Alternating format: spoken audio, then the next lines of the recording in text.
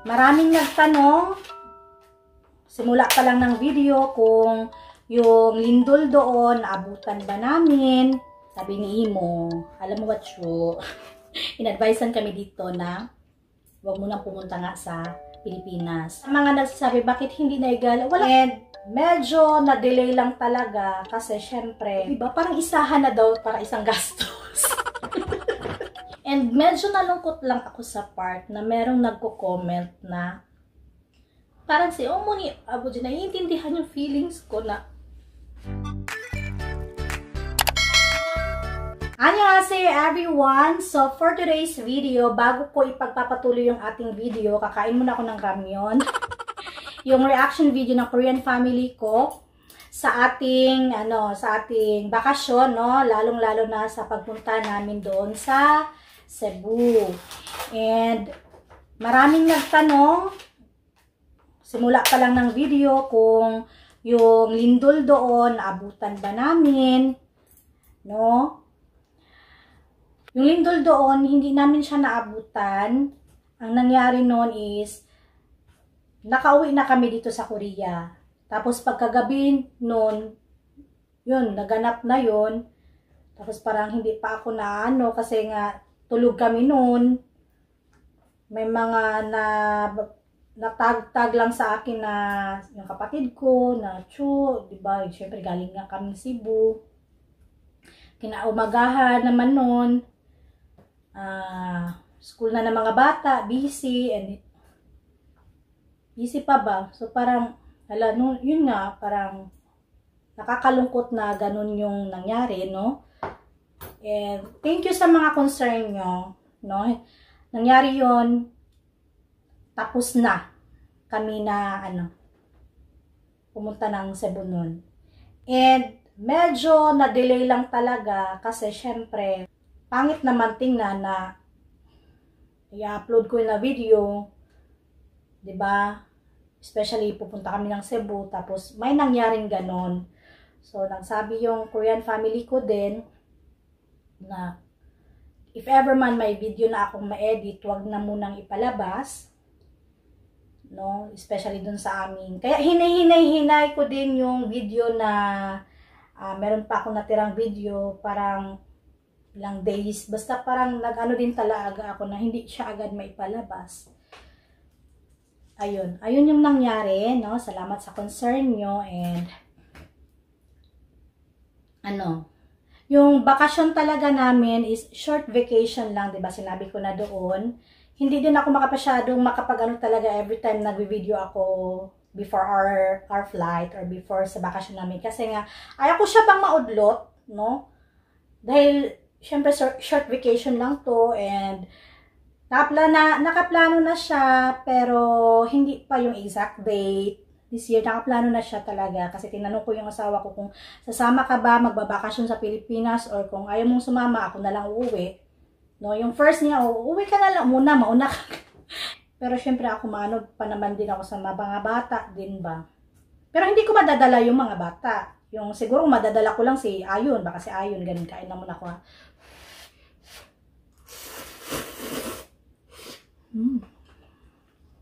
Wait lang.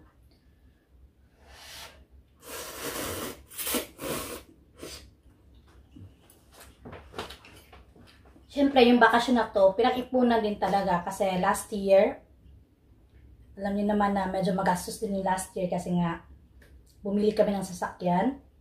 Yung naipon-ipon natin na pambakasyon sana, is nagamit din dun talaga sa sasakyan. Kaya parang, hindi na din ako nag-push last year na magbakasyon kasi syempre magastos na. Ayun na nga. Hindi ko masyadong, 'di ba, may mga nagtatanong kailan kayo uuwi. Hindi ko masyadong sinasabi kasi ayaw ko siyang maudlot dahil ilang beses na talaga siyang naudlot.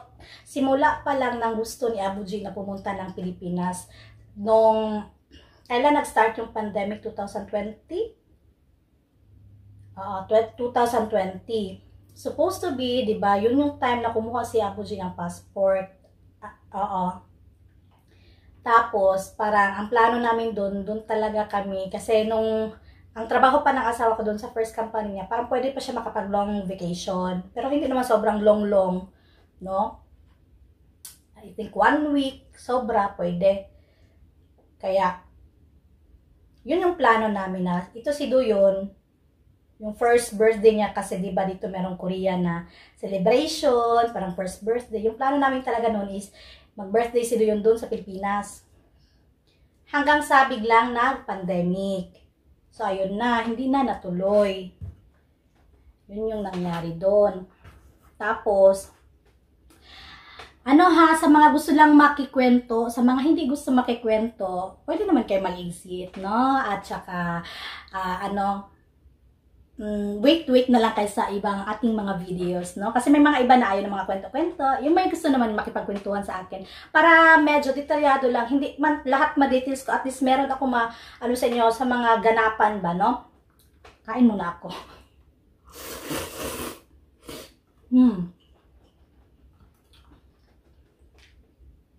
Yun, excited si Abu J. Kumuha talaga siya ng passport. As in. Kasi siya lang yung walang passport noon. First vacation namin sa Pilipinas na hindi sumama si Abu J. Kasi yun, meron na si Abu J mga tanim sa rooftop. So, walang mag-aalaga. And long vacation yun kasi yung asawa ko is nag-stop talaga siya sa work. Hindi niya kaya yung work. Kaya niya naman, pero iniisip niya kasi kung ganun lagi yung work niya, 2 yung anak, parang ang bigat ba? Lari siyang pagod.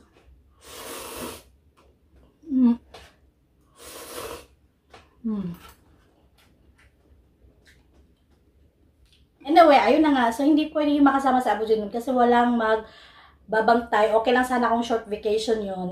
Long vacation din talaga yun. And, talaga yun? Since long vacation yon, at least kahit pa paano makapag-rest kami and okay din yung nun, no? Parang feeling safe ka ba na pupunta ng Pilipinas, ganun. And then, nagplano kami magbakasyon, after nun sa Philippines. So, nagplano kami magbakasyon sa Japan. No? Kasama yung, kapatid nila Omoni. Pero short vacation lang din talaga. Malapit lang naman. Yun yung plano. Hindi kami pupunta ng Pilipinas noon. Parang yung bakasyon namin is sa Japan naman. Ang nangyari, naudlot din siya.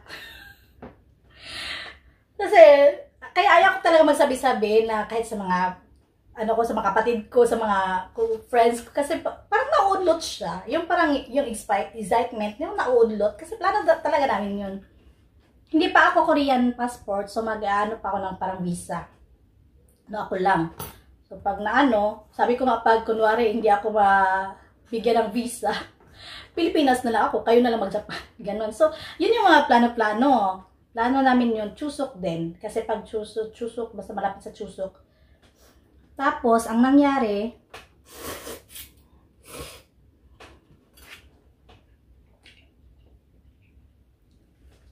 hindi din siya natuloy kasi nabuntis naman ako kay Ayon.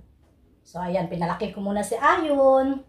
Tapos, syempre, ayun na nga, nung habang pinapalaki si Ayon, nagpaplano kami na bumili ng sasakyan. Kasi 3 na yan. So, syempre, yung mga ipon-ipon, parang halos doon na, para at least wala masyadong isipin mga bayarin. No? At hindi din magalaw yung sa mga bata, ganun ba. Tapos na kami sa sasakyan, ayun, pinala talaga namin na next year, kumbaga last year, next year, sabi ko talaga na, uwi talaga ako na Pilipinas kasi 3 years na din, diba? 3 years na parang hindi ko, though nakakausap ko naman yung family ko, but not every day, kasi busy din talaga ako dito. Gusto kong umuwi, no? Makita ko man lang sila, no? Iba din pang nakikita sila, pero kung sasama sila, hindi pwede talaga na uuwi kami hanggang province. Kasi ngayon sa work ng asawa ko, hindi siya pwede makapag-long vacation. Kasi konti lang naman sila sa company. Sabi ng asawa ko, hindi pwedeng ganun. Kasi pag malaki-laki daw medyo yung company, okay lang nung ganun. Sabi ko, kung sasama ka, so dyan na lang tayo sa Cebu. Or pwede din naman sa Manila, no? Kaso lang, syempre, ang mga Korean ngayon, actually, in-advisean nga talaga sila na wag munang pumunta ng Pilipinas. Kasi sa mga nangyayari ngayon sa Pilipinas, no? In-invite ko nga din si Imo, yung kapatid ni Umoni na, Imo, sama ka sa amin punta ng Cebu. Kasi mas madali lang naman. May direct flight din dito. Daegu kami, no? Daegu. Tapos kung pupunta ka ng Busan, mga 1.5 hour or 2 hours, ilagay natin 2 hours, no? So, doon kami sakay ng airplane. Meron din sana dito sa Daegu. Kaso lang, hindi siya laging available yung flight. So, syempre, nag-book na kami ng flight. Sabi ni Imo, alam mo what, Chu? In-advisean kami dito na huwag mo nang pumunta nga sa Pilipinas. Pero, kaya, kami din, marami ding mga, ito na yung mga issue natin sa ating bakasyon, no? Para masagot ko din yung yung mga concern nyo, na, hala, bakit hindi mo naman ginala yung yung mga family mo, ang daming magaganda. Yes, madaming magaganda din talagang tanawin sa Cebu. Pero, yun na nga yung first issue, na safety, no? So, bago pa yung mga ganap-ganap doon, syempre, pinag-usapan na namin yan dito, sa bahay pa lang. And, sila na din na parang okay sa kanila na walang labas-labas, para mas safe. No? Actually din, yung kapatid sana ni Sungbuk, Japan to Cebu, parang gusto din sumama, kaso lang parang ng time na. Hindi siya available. Oh. Medyo na ba, parang hindi kasi siya nakapagpaalam ng mas maaga-aga pa talaga. Kasi nabook din namin yung flight, hindi naman sobrang aga. Kaya yung family ko din na flight, mas mahal pa yung ticket nila, no? Kaysa sa amin. Pero no choice din kasi kaysa iuwi namin sa province, mahirapan talaga kami. So sila na lang ang pupunta doon sa Cebu para doon na lang kami magkita-kita, and at least bakasyon na din yung family ko. And first time in my life, no, alam niyo, pangarap ko lang talaga dati to na alam mo yun, malibre mo ng bakasyon yung family mo. Pero hindi nangyari, no? Nung nag-Korea, di ba nag-Korea ako dati? Nangarap din ako na, baka uwi ako ng Pilipinas. Pag uwi ng Pilipinas, wala naman tayong trabaho. Ang bilis lang maubos ng pera, di ba? So parang, pero nawala na din sa isip mo. Tapos, alam nyo, ang ganda din ng God's perfect timing. Tingnan nyo ngayon. Parang sabi ni Lord, wait ka lang dyan, Cho. Kasi may mas maganda pa akong plano. No, even the vacation is short. Parang, di ba, ang ganda ng plano ni Lord kasi kain na sana ako ng ramyun. Gusto ko lang itong i-emphasize sa inyo na tingnan nyo yung binigay sa akin na bakasyon, na kapag bakasyon kami lahat, hindi lang yung Filipino family ko, nakasama ko pa yung Korean family ko, hindi lang yung in-laws ko, kasama pa namin yung 3 bata. O diba, parang isahan na daw para isang gastos. O diba? So, ang ganda lang ng perfect timing ni Lord. Kaya maging mabait lang tayo, no? Huwag tayong mapanghamak sa tao, kahit iba mga sinisiraan tayo, mga pag meron lang tayong mabuting puso, God will definitely give us a blessings. And minsan, naiyak ako kasi hindi din biro talaga yung mga bakasyon, no? Yung parang, ganun nga, no, na hindi mo akalaing mangyayari. Nangyari, di ba?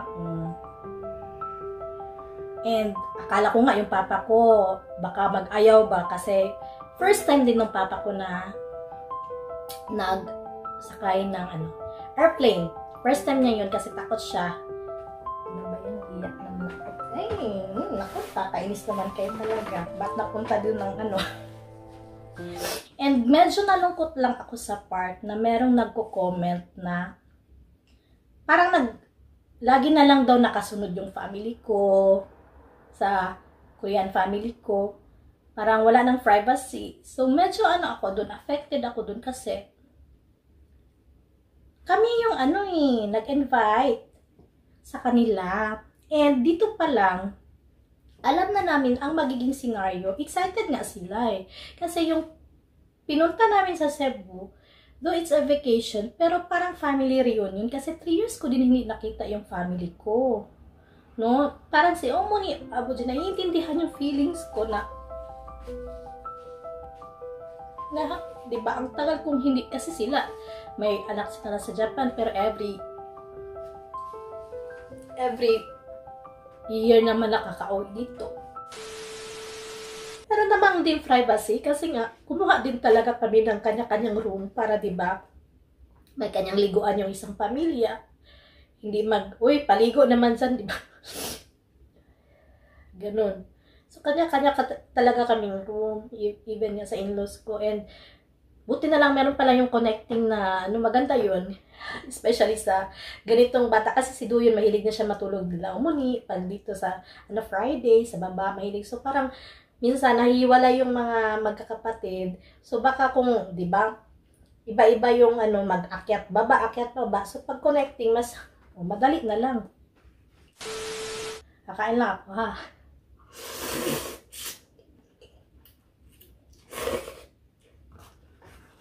At meron pang na parang lahat sa amin na gasto. Siyempre, kami di naman nag-initiate, na magbakasyon. Yung bakasyon namin, kasama sila.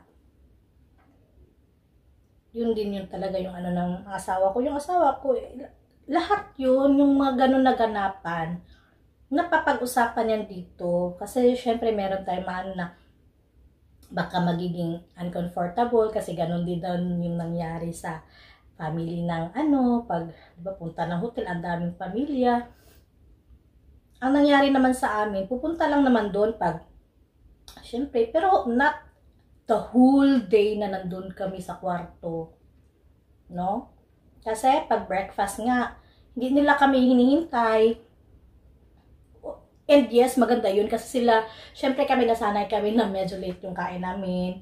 So, and yun, 9 or 8. Sila kasi 6 talaga, 6, 7, nandun na sila. So, ayan, yung mga oras na kumakain kami, yung iba doon na family, yung iba doon, mga kapatid ko, nandun na sa pool, naliligo, ini-enjoy din naman nila.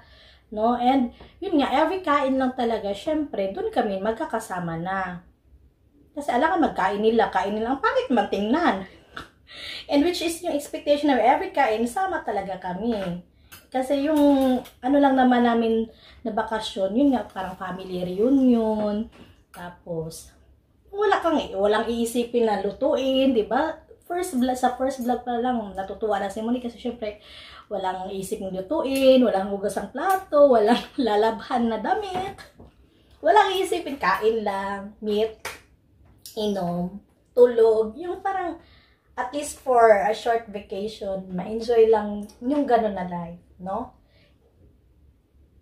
Ganun. And yun nga, sa mga nagsasabi bakit hindi naigala, wala talagang time na maigala. And para na din sa safety kasi lahat kami doon, first time, pera lang ako kasi nakapunta na ako ng Cebu nung nagyaya maid ako.